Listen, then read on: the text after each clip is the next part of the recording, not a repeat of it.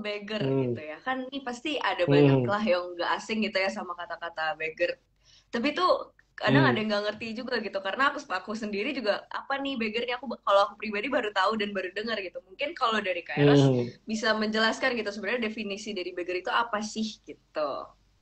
Silakan Ya, Kak. istilah beggar ini kan sebenarnya muncul di bukunya Peter Lynch ya. Kalau nggak salah ya, Hmm. saya baca-baca di situ. Ya, di buku yang judulnya ini apa One Up on Wall Street itu buku terkenal nih buat para investor jangka panjang ya. Ini kan buku terkenal itu untuk para investor jangka panjang. Di situ dijelaskan ternyata back itu setelahnya kayak pukulan gitu, pukulan di olahraga baseball lah kira-kira seperti itu ya. Saya sendiri juga Oh, agak ngerti oke. olahraga baseball ya. Cuman Peter Lynch Oke. di situ mengatakan kalau kita dapat satu pukulan satu kali, nah itu berarti setelahnya satu bagger. Nah, kalau diterapkan di saham itu ketika kita punya saham yang naik 100%, nah ini Mm-mm. kita sebut sebagai satu bagger gitu. Kemudian kalau Hmm. 200% berarti dua bagger gitu ya. Kalau Oke. 1000%, nah berarti 10 bagger, 10 10. bagger gitu. Oh, oke. Ya, itu 1000%. Jadi istilahnya untuk melihat saham-saham yang dia punya potensi kenaikannya itu di atas 100% gitu. Nah, kalau Hmm. dan biasanya itu kan dari istilahnya dari istilah di luar negeri gitu kan ya di bukunya Mm-mm. Peter Lynch. Nah, kemudian begitu masuk ke Indonesia kan kecampur kan pakai bahasa Indonesia. Akhirnya kalau di atas Iya. 100% ya udah istilahnya jadilah multi bagger gitu ya. Mungkin itu Ah, sejarahnya oke. mungkin ya yang Iya, saya iya. tahu. Iya. Memang intinya adalah multi bagger itu saham-saham yang dia punya potensi untuk naik di atas 100% gitu. Nah, ini Hmm. juga saya rasakan pertama kali itu ya tadi waktu saya all in di BBRI 2015 bulan September. Jadi kebetulan saya juga dapat harga bottom waktu itu ya. Nah, ternyata bisa Oh. ya harga saham itu naik 100%. Jadi BBRI itu di Heeh. tahun 2018 sejak saya beli di 2015 itu naiknya 100%, Kak. Wah, ternyata Oh, bisa oke. juga 100% ya. Heeh, Kemudian heeh. di 2016 itu saya dapat juga tuh bagger kedua saya di saham PPRO. Ya waktu itu Mm. habis IPO, masih ingat betul tuh saya. IPO saya ikut beli tapi dapat jatahnya cuma dikit, oversubscribe kan. Jadi Mm. saya cuma dapat jatahnya kecil dan ternyata setelah IPO harga sahamnya turun. Nah, cuman kinerjanya bagus banget nih gitu. Ya, akhirnya pas turun itu saya cicil beli. Nah, ternyata 2017 itu naik tuh 200% gitu. Dapat juga ini Oke. saya gitu.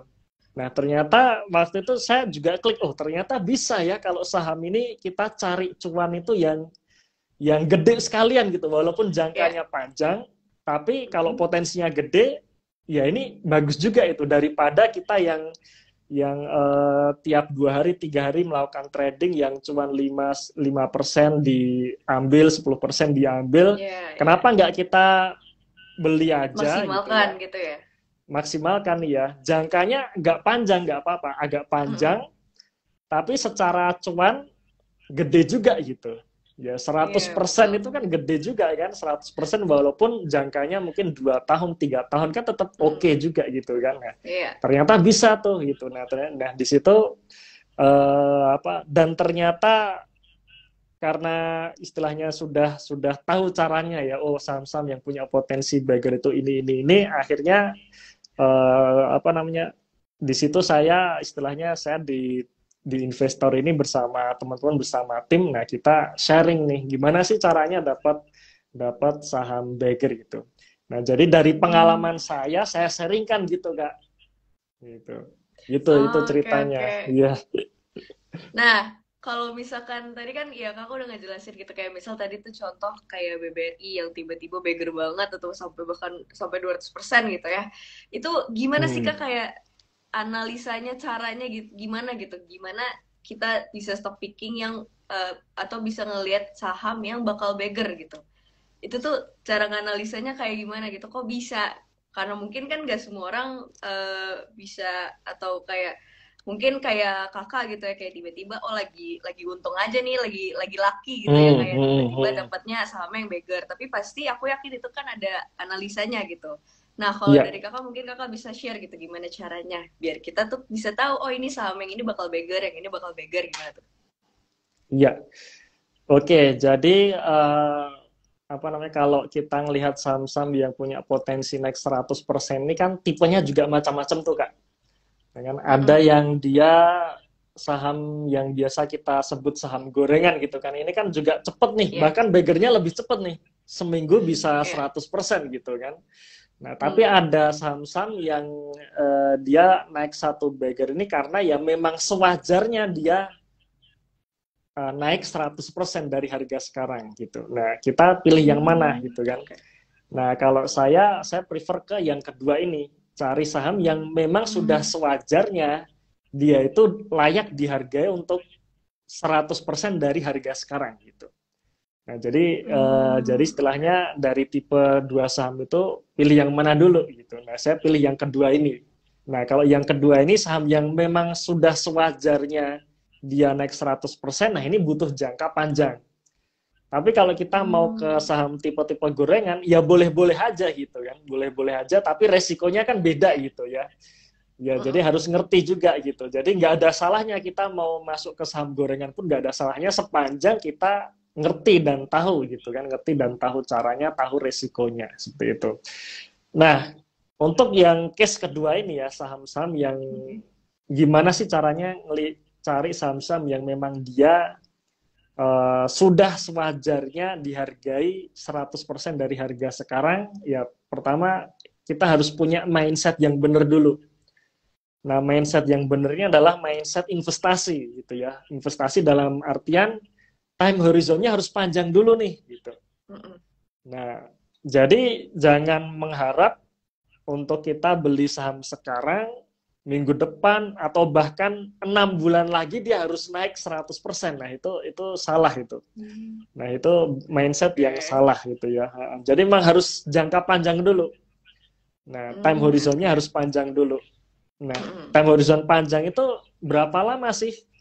Saya selalu mengatakan ya di atas 1 tahun. Kadang saya sendiri juga nggak tahu, tapi yang jelas adalah harus di atas 1 tahun. Gitu. Nah, di atas 1 tahun ini tujuannya apa sih? Supaya kita bisa melihat kinerjanya. Gitu.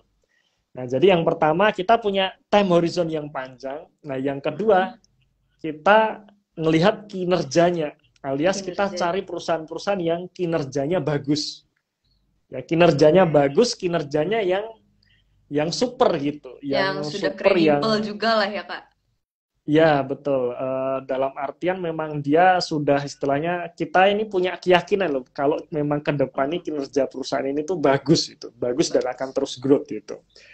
Nah kalau kita sudah tahu itu ya, kita punya time horizon panjang, kita milih perusahaan yang kinerjanya bagus, nah baru kita ngelihat valuasi, alias kita harus beli di valuasi yang murah gitu. Nah, Hmm. jadi jangan sampai walaupun kita beli perusahaan yang kinerjanya bagus, tapi kalau kita beli di harga yang sudah mahal atau sudah overvalue, nah potensi beggarnya ya akan susah gitu kan, dibandingkan Hmm. dengan saham-saham yang secara valuasi murah gitu. Tapi Hmm. harus diketahui ya, alias yang harus istilahnya ditancapkan ke diri kita masing-masing itu ya mengenai mindset investasi ini dulu. Ya, Dalam artian jangka betul. panjang dulu. Karena rata-rata orang seperti ini. Oke Mas, ini sahamnya valuasinya murah nih gitu. Bulan kemarin, bulan September valuasinya murah nih saya beli gitu. Tapi kok bulan Oktober ini bisa turun lagi gitu kan?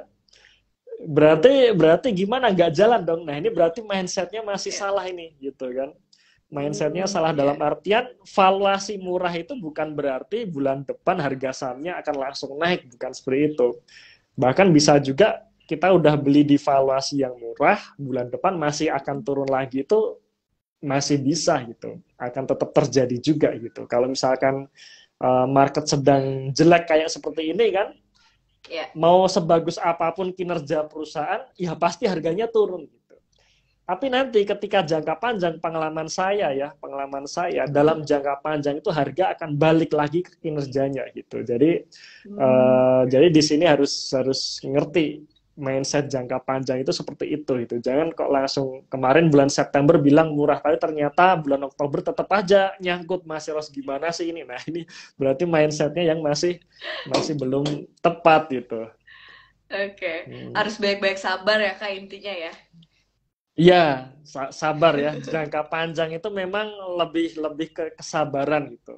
Nah, makanya kalau kita bicara mengenai investasi, nah kita bicara mengenai kinerja ke depan gitu. Bukan harga saham yang mau naik turun ini, bukan gitu. Nah, jadi betul. sudut pandangnya harus berbeda gitu. Kalau kita memang trader gitu ya, kita mau memang trading harian, beli sekarang, kemudian besok langsung dijual.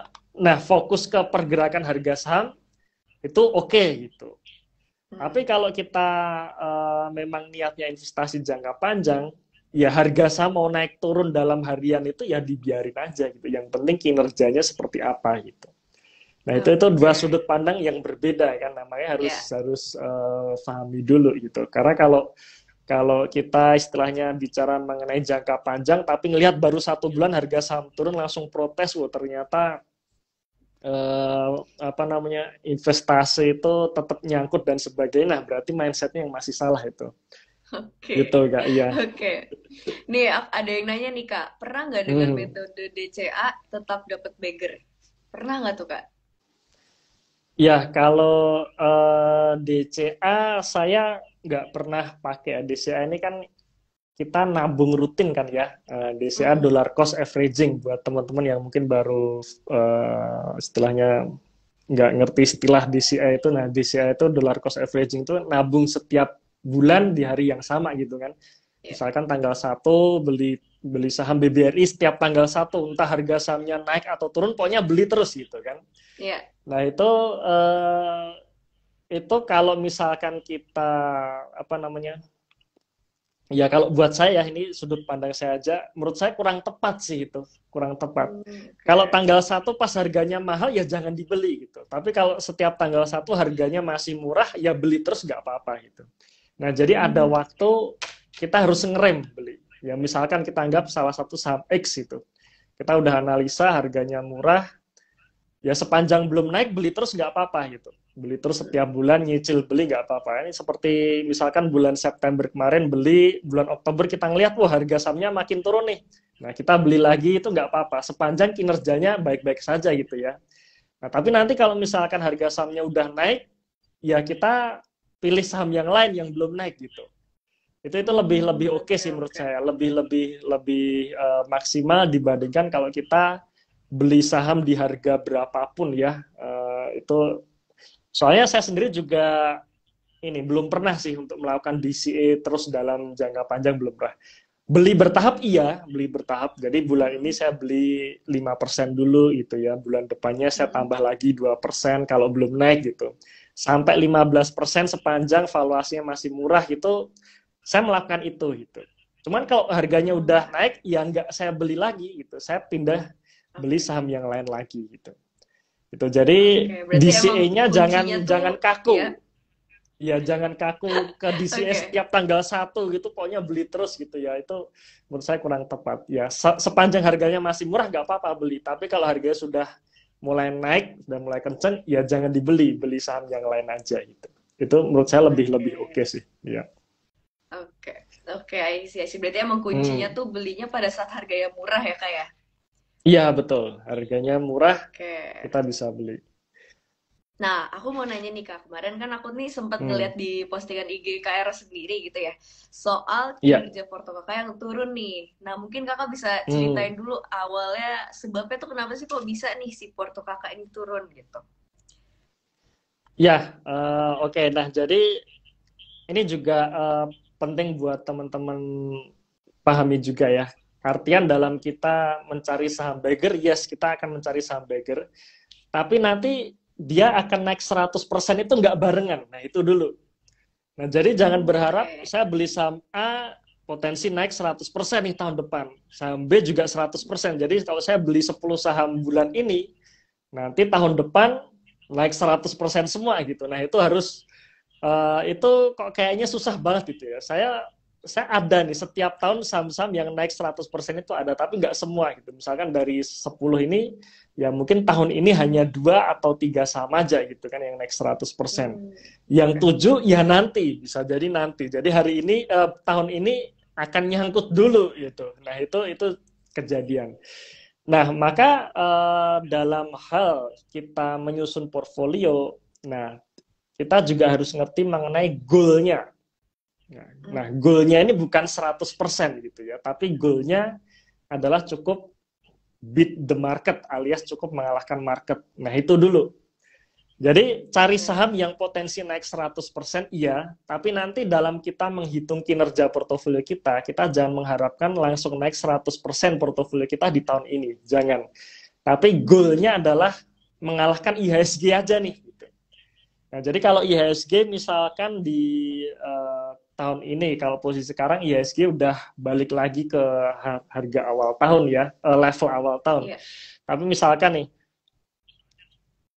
IHSG misalkan sampai bulan September kemarin naik 6% gitu. Nah, berarti kalau kinerja portofolio kita naik 15%, nah itu bagus. Itu udah bagus tuh, itu udah mengalahkan market gitu. Ya, jadi itu dulu kuncinya supaya kita nggak stres kan gitu ya. Karena kalau kita cari yang target terlalu muluk-muluk nanti bisa stres tuh. Akhirnya kenyamanan investasi hilang kan gitu kan. Karena kita investasi ini cari yang nyaman dan tenang kan gitu. Nah itu dulu. Nah, pertama itu dulu. Terus yang kedua, karena kita ini sifatnya buy and hold gitu ya. Kita beli, kemudian kita simpan. Nah, karena kita simpan, ya maka otomatis saham-saham yang ada dalam portofolio kita akan ngikutin market. Gitu.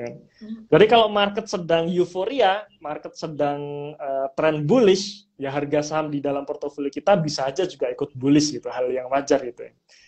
Tapi kalau market sedang jelek gitu, misalkan seperti bulan Oktober ini, market sedang jelek, ya trennya hampir semua saham lagi bearish semua gitu, ya pasti saham yang kita pegang juga akan ikut turun gitu. Karena kan tadi kan kita beli simpan nih, kan kita beli kemudian kita simpan, nggak ada tameng support resisten, itu kan nggak ada tuh, karena benar-benar beli kemudian simpan. Nah, maka ya sudah, kita ngikutin market aja. Kalau market sedang jelek, saham-saham yang di dalam portofolio kita juga ikut turun, kita nyangkut, itu adalah hal yang wajar gitu. Jadi harus itu dulu, ya, karena kita hal yang wajar. Itu tadi ya kayak. Iya betul, karena memang kita simpan. Nah, yang penting adalah tadi di akhir tahun nanti bagaimana kinerja portofolio kita itu tetap di atas market itu. Jadi kalau misalkan nih ya, misalkan tahun ini tiba-tiba IHSG makin turun dan nggak mau naik, alias secara tahunan IHSG kita minus 5% misalkan. Berarti kalau portofolio kita hanya naik 5%, berarti bagus gitu, tetap bagus gitu. Jadi IHSG minus 5%, portofolio kita cuma naik 5%, berarti itu tetap bagus gitu. Nah, jadi kuncinya di situ. Jadi kuncinya adalah target kita nggak muluk-muluk gitu. Nah, itu persepsi yang harus disamakan dulu yang saya lakukan gitu ya. Nah, sekarang menjawab pertanyaan Kak Ramel tadi, kenapa portofolio saya bulan September kemarin turun dan bulan Oktober ini juga turun lagi gitu kan? Ya karena memang marketnya lagi turun gitu aja Kak. Iya sih, betul. Gitu ya. Karena market turun, ya pasti portofolio saya pun juga turun. Ya, yang penting adalah kita kita harus melihat bahwa saham-saham yang kita pilih ini saham-saham yang benar, dalam artian seperti ini. Sekarang kan isu resesi gitu ya, isu resesi, suku bunga tinggi gitu kan, kemudian harga-harga bahan baku pada naik. Nah, sekarang saham-saham yang kita pilih ini bisa survive nggak terhadap itu semua gitu. Nah, kuncinya di situ. Apakah perusahaan yang kita pilih atau saham yang kita pilih ini kuat terhadap suku bunga tinggi gitu. Nah, berarti di sini kita ngelihat kan, apakah perusahaan kita punya hutang yang banyak atau enggak nih? Jangan-jangan hutangnya gede. Nah, kalau hutangnya gede, ketika suku bunga naik, nah beban keuangan makin naik kan gitu. Nah, itu jadi istilahnya jadi warning buat kita gitu kan. Kemudian mengenai harga bahan baku yang naik karena harga energi mahal gitu. Nah, berarti saham-saham yang kita pegang ini dia punya produk untuk bisa menaikkan harga jualnya enggak gitu kan. Nah, itu. Oke, Atau oke. bahkan kita mending pilih saham energi sekalian karena harga energi lagi mahal kan gitu kan. Nah, Iya. itu yang harus harus kita lihat ya. Walaupun harga sahamnya turun tapi secara kinerja kalau dia bisa survive terhadap semua isu ini bisa jadi calon saham pemenang kita gitu Kak. Jadi nanti kalau Oh, oke. biasanya ya kalau ketika market sedang tren bullish, wah harga saham kita Iya. ini naiknya lebih kencang lagi dari market, pasti seperti itu itu. Yang penting adalah Oke. kinerjanya ini harus harus kuat dulu, kinerja kuat. Nanti kalau marketnya bagus, harga sahamnya naiknya lebih tinggi gitu, dari market. Hmm, Itu biasanya Kak. oke, oke. Nah, kalau misalkan Hmm. ketika porto kita lagi turun gitu, ada nggak sih Kak Hmm. kayak apa nih yang harus kita antisipasi gitu? Kayak kalau misalnya kita udah ngelihat kayak wah kayak bakal turun nih atau kayak gimana gimana itu. Ada nggak sih Kak kayak hal-hal yang harus kita perhatiin untuk mengantisipasi seenggaknya tuh turunnya nggak turun-turun banget gitu? Ada nggak? Iya, oke. Biasanya memang gini Kak, kalau misalkan ya market turun, harga saham yang kita Mm-mm. pegang ini kadang turunnya lebih dalam dari market. Apalagi kalau misalkan kita belinya udah agak mahal gitu ya. Iya. Valuasinya mahal, begitu kena sentimen negatif, turunnya biasanya dalam tuh gitu. Tapi Hmm, intinya memang tidak bisa kita hindari ketika apa namanya ketika market turun, harga saham kita turunnya lebih dalam dari market, itu tidak bisa kita hindari, itu pasti terjadi. Nah, maka yang harus kita persiapkan ya kalau itu terjadi, gimana supaya psikologis kita tetap tenang gitu. Nah, itu sebenarnya yang oke. penting itu. Iya. Nah, ada tipsnya Kak, ada tipsnya. Yang Apa tuh Kak? pertama, pastikan kita pakai dana yang nganggur kan, dana dingin itu. Iya. Ya kan, dana dingin, dana yang nggak akan kita pakai untuk paling tidak 3 tahun ke depan Mm-mm. gitu. Nah, ada pertanyaan, kenapa harus 3 tahun ke depan? Ya karena biasanya 3 tahun ke depan itu ada siklus nih, siklus ketika saham-saham pada naik atau ketika saham-saham pada turun. Itu. Nah, maka dana yang tidak dipakai untuk 3 tahun ke depan. Jadi jangan sampai kita masuk di saham itu pakai duit makan kita ya, atau duit sekolah kita, duit kuliah kita, duit nikah kita. Wah bahaya tuh, karena Waduh. ada yang dulu pernah tanya ke saya tuh gini, Mas Eros, ini kan saya mau nikah nih, tapi nikahnya tahun depan gitu. Nah, mumpung masih tahun depan, saya mau beli saham, kira-kira saham apa ya yang bagus buat tahun depan, jadi tahun depan itu harga sahamnya nah gitu. Nah, itu nggak tahu saya gitu kan.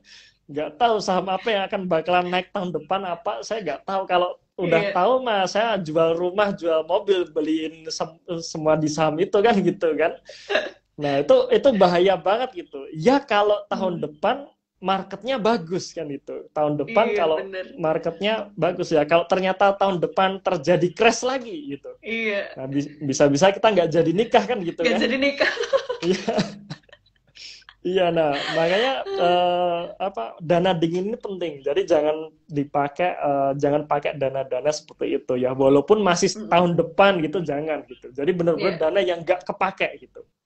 Nah, itu supaya kita tenang gitu. Jadi walaupun walaupun market gonjang-ganjing kayak gini, kita tetap tenang karena kita pakai dana dingin itu. Itu yang pertama.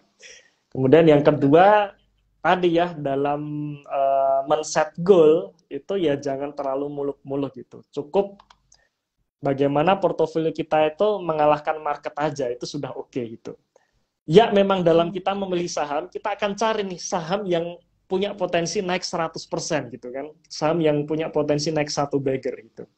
Cuman kan kita nggak tahu kapan naik 100% ini kan gitu. Nah makanya Mm-mm. dalam hal mencari goal dalam tahunan itu nggak perlu muluk-muluk ya. Cukup kita mengalahkan market dan kalau saya sendiri saya selalu mengatakan ke teman-teman di investor itu ya, itu kita Mm-mm. cukup mengalahkan market 10% aja gitu. Jadi target Oke. kita adalah IHSG plus 10% itu cukup. Jadi kalau IHSG Oke. nanti minus 5%, portofolio kita naik 5%, itu udah bagus gitu ya. Udah aman IHSG banget ya naik, Kak ya? udah aman banget. IHSG naik 5%, portofolio kita naik 15%, itu udah bagus banget gitu. Nah, jadi Oke. di situ goalnya. Nah, jadi goal yang tidak muluk-muluk itu membuat psikologis kita tetap tenang gitu ya. Ya, nah itu jadi Oke. dua hal itu. Apa namanya? Pakai dana nganggur, kemudian Jangan targetnya ya berekspektasi jangan tinggi muluk-muluk ya. gitu. Iya, betul, betul. Oke, Karena nah gini, kalau Kak Eros, karena ya, gini apa? Orang-orang kan kenapa Kak? ngelihatnya, wah, saham yang potensi naik 100% ini apa nih? Jadi saya beli sekarang, harapan orang-orang mikirnya 100% itu naiknya bulan depan 5%, bulan depan 5% kan gitu. Padahal nggak seperti Iya, itu kan? Nggak seperti iya. itu. Nah, saya ceritakan pengalaman ini apa? Saya pernah beli saham MTDL Mm-mm. 2018 tuh. Oke. Sekitar bulan Januari ya, 2018 sekitar Januari sebelum stock split. Harganya 600-an, saya masih ingat tuh. Saya beli Oke. tuh Januari, habis itu kan nggak saya apa-apain. Mm-mm. Nah, pertengahan tahun itu harganya udah 900 tuh. Udah cuma 50% kan. Nah, cuman Oke. karena kinerjanya masih bagus, secara valuasi masih murah, saya tetap ngehold gitu ya. Saya tetap ngehold. Mm. Nggak saya jual tuh 50%. Tiba-tiba ternyata bulan September balik lagi ke harga 600, Kak. Gitu. Oh, Nah, jadi oke. ya, jadi Januari saya beli 600, Eh, kira-kira saya lupa, pokoknya ya sekitar pertengahan tahun itu udah ke 900. Bulan Septembernya balik lagi ke 600 gitu. Nah, itu perjalanannya memang seperti itu. Nah, ini iya, biasanya psikologis kita mulai kena nih, wah gimana kan gitu. Nah, maka yang harus harus kita ngelihat, kita tetap fokus ke kinerjanya. Kalau kinerjanya bagus ya sudah betul. tetap di hold aja. Nah, ternyata si MTDL ini dia baru naik itu Mm-mm. 2019. Jadi tahu-tahu Oh, oke. 2019 nggak Heeh. tahu kenapa pokoknya ya. Pokoknya saya cuma nyimpan aja, tiba-tiba harganya rally tuh. Tiba-tiba ke Oh, 1000, 1100, 1200, 1300 sampai ke 2000. gokil. Itu terjadi 2019-nya. Nah, 2018 Hmm. setahun itu ya gitu. Habis dari 600 udah 900 balik lagi ke Mm. 600 gitu. Nah, jadi Oke. itu ya. Jadi bayangan 100% itu bukan naik bertahap, bulan depan naik 5%, bulan depannya naik 5% sampai 100% itu enggak gitu. Ya, Ternyata ya, prosesnya seperti itu gitu. Nah, sama juga nih di tahun ini kan. Di tahun ini ya, kalau kita ngelihat saham-saham yang mungkin kita sudah ngehold sejak awal tahun atau tahun kemarin, tiba-tiba kok harganya balik lagi ke tahun iya, kemarin gitu kan. iya. Nah, ini balik lagi ke mindset. Kita pegangnya apa nih? Apakah pegang ke harga saham atau kinerja? Kalau kinerja ya sudah di hold aja gitu. Kalau Hmm. ada tambahan peluru ya tambahin beli lagi mumpung harganya sedang sedang murah gitu, Kak. Sedang, ya, betul. Hmm. Oke, nah ini aku mau nanya nih ke Kak Eros nih. Kalau Kak Eros Hmm. sendiri ngelihat bulan November nanti nih, Kakak ngelihat bursa Hmm. nih bakal lebih lemah atau lebih kuat gimana tuh Kak? Ya, kalau ditanya bakalan naik atau enggak, pastinya kan saya nggak tahu, Kak, ya. Tapi memang saya cenderung tetap optimis sih, Kak, ya. Hmm, Cenderung tetap optimis. Kalau saya misalkan melakukan timing market ya, misalkan ya. dalam artian kapan market akan bullish, akan bearish, ini kan sebenarnya ada siklus tahunannya tuh, Kak. Kalau kita Iya. perhatikan ya, siklus tahunannya. Siklus tahunan itu harga saham akan naik biasanya di akhir tahun sampai awal tahun depan. Ya, Hmm, fenomena window oke. dressing sama January effect kan itu. Iya. Nah, nanti biasanya mulai bulan April gitu ya, Mei dan sebagainya itu ada fenomena lagi, fenomena sell in May and go away gitu kan. Nah, itu Hmm, harga-harga turun tuh. Turunnya sampai kapan? Ya biasanya sampai September tuh, Kak, biasanya. Biasanya pengalaman tuh 2015 saya all in BBRI ya bulan September hmm. gitu kan. Terus kejadian di MTDL harganya balik lagi itu ya di bulan Septembernya dan sebagainya. Itu kenangan bulan September suram itu banyak gitu, kayak bukan September ceria tapi September suram itu banyak Suram. gitu. Iya, Iya. September. Tapi biasanya Oktober ini mulai naik, biasanya akhir Oktober November kalau kita ngelihat di story IHSG itu biasanya dia akan turun lagi, nah Desembernya naik. Itu saya pernah apa namanya ngitung tuh, saya tampilin di channel di investor juga ya. Itu kalau kita ngelihat di story sejak tahun 2010 sampai 2021, bulan bulan Desember itu market hijau. Jadi belum Oke. terpatahkan tuh 2010 sampai tahun 2021. 21. Ya, bulan Oktobernya ya dari tahun 2010 sampai 2021 itu rata-rata hijau. Cuman merahnya 2 tahun aja. Itu saya lupa tahun berapa, tapi dari 2010 sampai 2021 itu bulan Oktober hijau terus. Cuman 2 tahun Oke. yang merah gitu. Nah, Hmm. yang merah ini ya di bulan Oktober itu bulan Novembernya jadi hijau itu, Pak. Itu ya. Nah, Oke, tapi itu secara oke. histori ya, kan Ya. kita tetap nggak tahu nanti apakah akan terulang lagi di tahun ini, kita nggak tahu. Tapi saya tetap optimis. Nah, optimisnya selain kita ngelihat di story, saya juga ngelihat dari sisi makroekonomi gitu Kak ya. Ya. Ya, Gimana tuh Kak jadi menurut Kakak sekarang nih tanggapannya? jadi dari sisi makroekonomi sendiri Indonesia ini baik-baik saja sebenarnya. Iya. Ya ada isu resesi gitu kan, ya ada inflasi tinggi, Iya. kemudian suku bunga tinggi. Cuman itu di luar negeri sebenarnya Kak. Iya, Gitu kan, betul, itu di betul, luar betul. negeri kan. Iya. Indonesia ini kuat loh gitu kan. Mm. Pertumbuhan ekonomi kita di kuartal 2 kemarin masih tinggi 5,44%, masih tumbuh gitu. Jadi masih Iya. masih kuat gitu. Nah, sekarang kita cek lagi nih, ibaratnya kan kita bedah lagi kan. Kita lihat lagi pertumbuhan ekonomi kita ditopang oleh apa aja sih gitu. Nah, ternyata kalau kita ngelihat dua hal, konsumsi kita tinggi, ekspor Mm-mm. kita bagus. Nah, jadi walaupun Oke. walaupun inflasi nih di Indonesia, ternyata konsumsi kita masih tinggi tuh gitu kan. Iya, Konsumsi kita masih tinggi, orang-orang tetap betul. belanja gitu Tetap kan. belanja, Ya, ya. Mbak Ramel kan weekend masih sering belanja keluar kan ya, ke mall gitu kan ya, nggak diam di rumah kan. Ya enggak. Kalau aku enggak. Iya, iya, itu Oke. apa? Ya walaupun memang siklus bulanannya kadang kita ngeliat mall kadang ramai, kadang sepi itu Iya, wajar ya. Tapi iya, yang iya, jelas betul. konsumsi tinggi. Kemudian ya itu tadi, walaupun sembako kemarin sempat mahal, orang-orang tetap beli Iya, kan gitu kan. tetap Orang-orang beli. tetap beli ya. Kemarin mau masuk sekolah, toko-toko sepatu pada rame gitu. Iya, Padahal betul. katanya di berita ekonomi lagi susah tuh. Tapi tetap toko sepatu rame juga kan. Tetap rame. Tetap rame waktu mau masuk sekolah kan bulan Masuk bulan sih, iya, Juli betul, ya. betul. Habis itu sepi sebentar ya. Nanti akhir tahun ada promo diskon akhir tahun ya pasti rame lagi tuh Rame toko lagi. sepatu Iya, kan. Toko betul, sepatu, betul, toko betul. baju rame lagi tuh. Gitu. Jadi konsumsi kita masih tinggi gitu kan. Iya.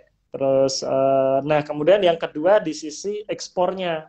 Nah ekspor Hmm, kita bagus. Nah ekspor kita bagus tuh dari mana? Nah ternyata kan kita adalah salah satu produsen batu bara terbesar di dunia kan. di dunia, ya. Betul. Nah otomatis mereka-mereka yang apa namanya, yang dia bergerak di sektor tambang khususnya batu bara sedang cuan gede nih.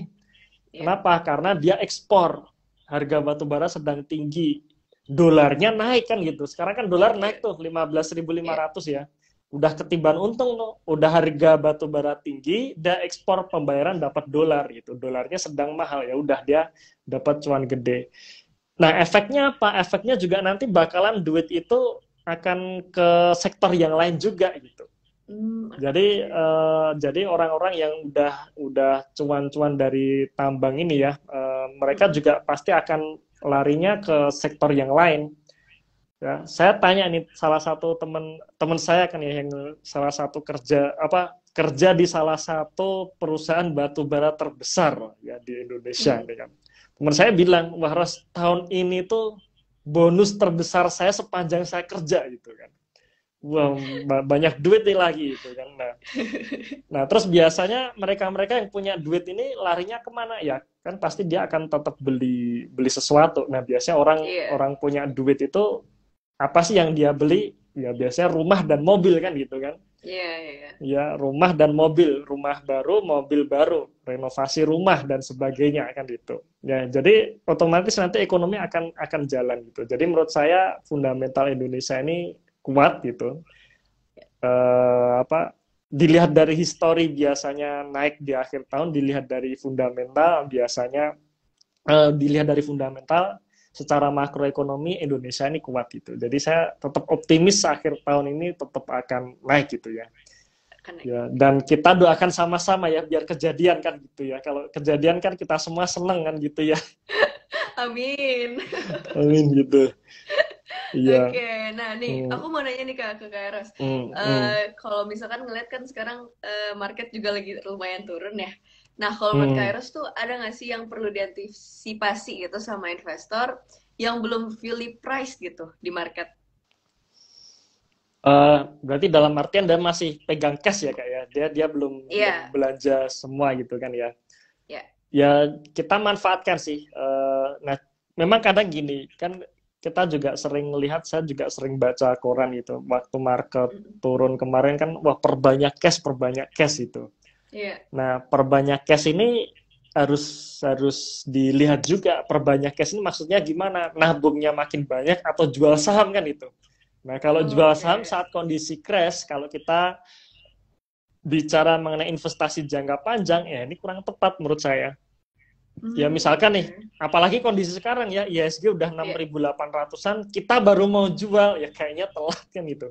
Kecuali kalau kita jualnya di level di atas 7.000 kemarin masih oke gitu ya. Tapi kalau kita baru mau jual sekarang ya harusnya telat ya, terbalik gitu ya. Sekarang bukan saatnya jual, harusnya saatnya beli kan gitu. beli. Kadang memang gini, ketika kita ngelihat market crash, kadang orang juga nggak berani beli gitu. Ya, Hmm, jadi kadang memang butuh keberanian untuk beli saham yang lagi jatuh ya, ini. Ya ya. itu ada itu apa namanya mental tersendiri lagi gitu ya. Jadi selain selain analisa, dia berani nggak beli gitu. Jangan-jangan dia belum berani karena trennya lagi turun gitu. Nah kadang perlu keberanian juga. Nah jadi buat teman-teman yang sekarang masih pegang cash banyak, menurut saya ya nyicil beli gitu, nyicil beli dari sekarang gitu. Karena kapan lagi masa kita mau nunggu IHSG 6.500 lagi gitu ya. Ya saya juga Iya. nggak tahu sih bakalan turun atau naik. Cuman ya kita beli nyicil kalau besok ternyata IHSG makin turun lagi 6.500 ya tambah lagi gitu. Itu Ya. menurut saya oke sih ya gitu. Jadi kalau sekarang ya mumpung masih merah ya nyicil beli oke sih ya. Nyicil beli Oke, oke. Nah, oke. mungkin ada pertanyaan tambahan sebenarnya Kak. Gimana Apa kalau tuh, yang Kak? sudah nggak punya cash kan gitu, nyangkut nih. Nah, itu Ada gimana tuh, juga Kak? kan tuh kan. Ya kan, Iya. wah terlanjur beli bulan September kemarin udah uh, udah banyak nih. Nah sekarang cashnya habis, market merah terus gimana? Ya udah di hold aja gitu, di hold aja. Betul. Sepanjang kita udah pilih perusahaan yang bagus tadi kan, perusahaan yang Hmm, kinerjanya udah bagus. ya, Memang kita yakini bakalan dia bisa survive menghadapi semua isu resesi ini ya, dari suku ya. bunga tinggi, bahan baku mahal dan sebagainya. Kita udah analisa bahwa harga beli kita di bulan September kemarin itu sudah murah gitu. Ya sudah, sekarang mungkin nyangkut 15% gitu ya, Hmm, atau 20%, nggak apa-apa di hold aja gitu. Yang penting itu kita udah oke. beli perusahaan bagus, harganya murah. Karena memang kita nggak bisa timing market, itu nggak bisa sih, susah gitu ya. Kita mau benar-benar jual di pucuk, beli di bottom itu susah gitu. Saya Iya. sendiri aja tetap itu, saya setelah beli saham bulan Hmm, depannya nyangkut itu tetap kejadian gitu. Tapi nggak masalah ya, tetap nggak masalah sepanjang mindset kita bener ya, kita punya time horizon panjang, kita yakini kinerjanya bagus, yakin dah ya, yakin. Pengalaman saya mengatakan dalam jangka panjang itu harga saham akan balik lagi ke kinerjanya gitu. Jadi nggak apa-apa, oke. nanti akan balik lagi kok gitu. Yang penting ya kayak yang tadi udah kita sebut banyak ya, Kak. Banyak kali nih sabar. Intinya kita harus banyak Iya dan bener, bersabar. iya nggak usah Oke. diliatin tiap hari deh gitu kan. Iya, Nggak usah nih, diliatin tiap nih. hari. Kalau udah beli simpan selesai ya udah gitu. udah di sign out aja deh aplikasi itu, udah balik ngantor lagi aja deh gitu kan. Oke.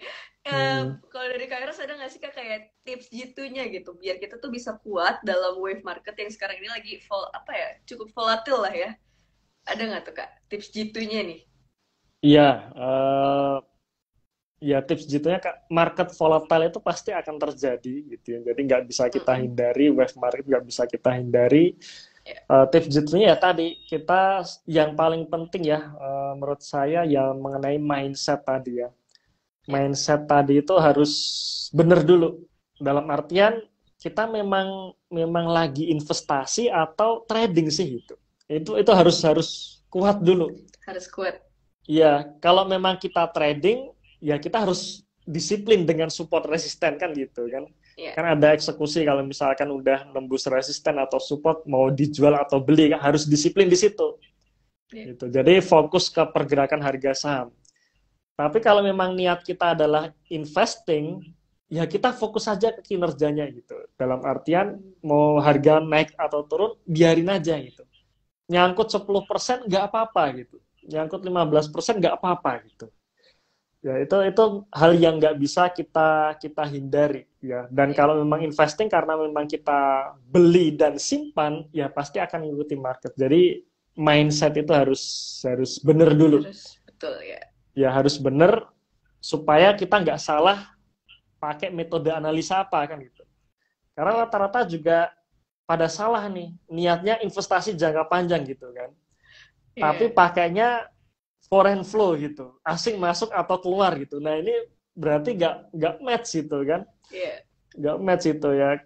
Kalau misalkan kita beli saham sekarang gitu, kan, kita niatnya untuk nyimpan jangka panjang, untuk nyimpan di atas 1 tahun. Nah beli saham sekarang, bulan depan asing keluar. Nah sekarang gimana tuh pertanyaannya, mau jual atau masih masih simpan? Nah itu kan tergantung mindset kan gitu kan. Ya. Nah, mindset orang rata-rata sering keblunder di situ. Niatnya investasi jangka panjang, ngelihat asing keluar takut loh. Gimana? Gak jadi disimpan dong kan gitu kan. Nah, itu. Nah, Ya. jadi harus mindset ini harus harus bener dulu supaya kita nggak salah pilih metode analisa gitu. Oh iya Itu sih Kak. betul Iya. betul betul.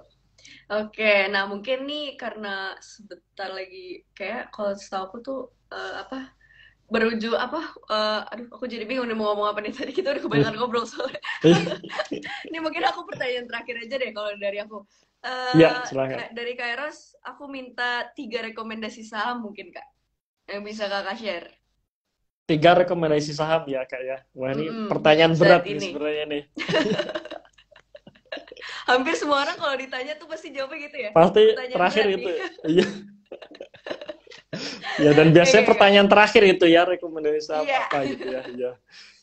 Oke, jadi kalau saya sering ditanya saham yang paling bagus itu apa kan gitu kan biasanya sering. Iya. Mas Ras, kan kita juga punya nih watchlist saham gitu. Dari semua watchlist saham itu saham yang paling bagus apa gitu kan. Nah, saya pasti akan jawab saham yang paling bagus adalah saham yang kita ngerti bisnisnya gitu ya. Kita ngerti kinerjanya gitu. Ya, itu yang paling penting. Ya, masalah cuan itu relatif kan gitu. Cuman 100%, cuman 50%, itu tetap aja cuan kan gitu kan. Tetap aja bagus. Nah, cuman yang paling penting adalah kita ngerti bisnisnya dalam artian kita tahu produknya apa, marketnya ke siapa dan sebagainya, dan kita tahu kinerjanya lagi naik atau lagi turun. Itu yang terpenting dan itu saham yang terbaik seperti itu ya. Nah, yang pasti adalah tadi kuncinya saham itu dalam jangka panjang akan mengikuti kinerja. Jadi kalau kinerjanya sedang turun, harga sahamnya turun itu wajar. Ya. Kinerjanya naik, sudah seharusnya harga sahamnya akan naik dalam jangka panjang. Nah, yang kita cari kan ketika kita menemukan perusahaan-perusahaan yang kinerjanya naik, bahkan naiknya signifikan, tapi harga sahamnya turun. Nah, itu anomali kan itu kan. Nah, ini bagus banget itu. Itu saham idaman saya lah itu ya. Kalau saya melihat kinerjanya sangat bagus, tapi sedang terkena sentimen negatif, harga sahamnya makin turun, nah itu saham idaman saya itu. Nah itu. Nah terus sektornya apa gitu kan? Nah, Iya. mungkin mungkin di sektor aja, kalau kita bicara mengenai sektor yang sedang manggung di tahun ini kan saat ini masih pemimpinnya kan masih saham sektor energi Kak ya, batu bara Iya. itu seperti TNG, Adaro dan sebagainya itu kalau kita lihat tahun ini udah naik 100% lebih gitu. Nah, ini sudah nggak murah lagi kalau saham energi gitu. Nah, kita cari saham-saham yang belum naik. Nah, saham-saham yang belum naik, kalau dari saya sendiri sektornya pertama transportasi. Ini Oke. menarik, Kak. Karena kemarin rilis inflasi Indonesia naik ya 5,9%. Nah, Iya. ternyata penyumbang terbesar adalah kenaikan biaya transportasi. Penyumbang inflasi terbesar itu.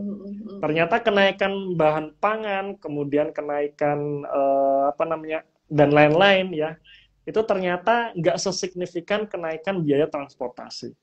Jadi Oke. sektor transportasi menurut saya bisa dilirik gitu ya. Bisa oke kita cari yang kinerjanya super gitu ya, naik Ya. labanya naiknya 200%, 300%, Ya. tapi harga sahamnya belum naik. Nah, itu oke Ya. tuh, itu menarik tuh.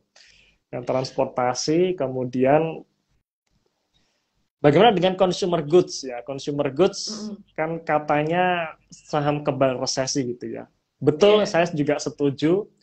Nah, consumer goods ini kita cari yang salesnya naik, omsetnya Oke. naik gitu. Walaupun labanya turun nggak apa-apa, tapi yang penting omsetnya naik. Omsetnya. Karena kalau saya ngelihat seperti saham-saham ya kayak ICBP, MUR gitu ya, Unilever dan sebagainya, omsetnya udah naik nih, tapi laba bersihnya belum naik. Bahkan ada yang turun. Oke. Kenapa? Karena bahan bakunya mahal kan itu kan tadi. Ya. Nah, bahan baku mahal ini dari mana sih gitu? Yang menyebabkan bahan baku mahal itu apa? Nah, sektor consumer good itu pengaruhnya dua, CPO ya, harga CPO, kemudian sama gandum ya, MUR, Mm. ICBP ini gandum ini gitu. Kalau kita baca annual reportnya Unilever, dia juga dipengaruhi oleh harga gas gitu ya. Ya saya juga Ya. nggak tahu kenapa harga gas itu bisa berpengaruh ke Unilever. Itu ada di Iya. annual reportnya. Jadi teman-teman juga harus baca atau annual reportnya gitu ya. Nah, artinya apa? Artinya kalau perusahaan consumer good ini salesnya naik, berarti kan memang orang-orang tetap beli kan itu kan. Iya. Dan kita ngelihat harga-harganya memang semua naik ya, harga Iya, Indomie betul. naik, harga apa namanya, Minyak lah. ya minyak produknya Apa. Unilever, Iya, iya. kemudian bank-bank itu ya MUR, ada bank-bank itu Oh kan iya. harga selain harganya naik, apa namanya coklatnya makin kecil lagi gitu Makin kan. Nah, kecil. nah itu kan dia bisa istilahnya bisa melakukan pass on ya, pass on dalam Iya, artian walaupun harga jual produknya naik, orang-orang tetap beli gitu. betul. Nah, berarti di sini ada momentum ketika nanti harga bahan bakunya turun gitu. Nah, kalau harga bahan baku turun, karena dia sejak awal omsetnya udah naik, wah labanya bisa naik signifikan tuh gitu. Cuman nggak Oke. kejadian di tahun ini ya, mungkin di tahun Iya, depan atau iya. di dalam jangka panjang nanti. Nah, ini juga bisa kita lirik juga gitu ya. Oke. Consumer good bisa kita lirik juga gitu.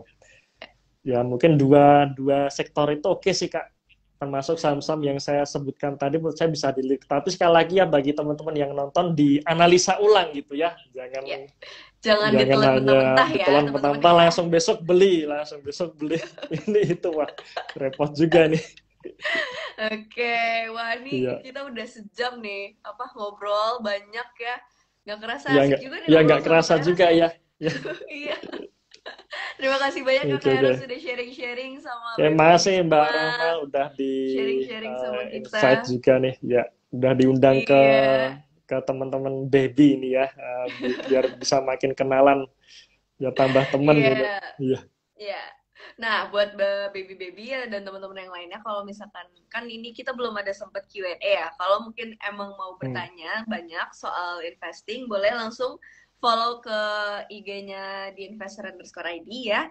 Terus jangan lupa juga Ya, follow @bebasinvest. Nah, Ya, Jangan lupa juga nih buat cek Twitter sama TikTok kita Bebas Investasi, dan yang belum download aplikasinya boleh langsung download di App Store dan di Play Store, karena di aplikasi kita juga banyak apa fitur-fitur yang emang diberikan buat teman-teman yang pengen belajar soal invest nih gitu.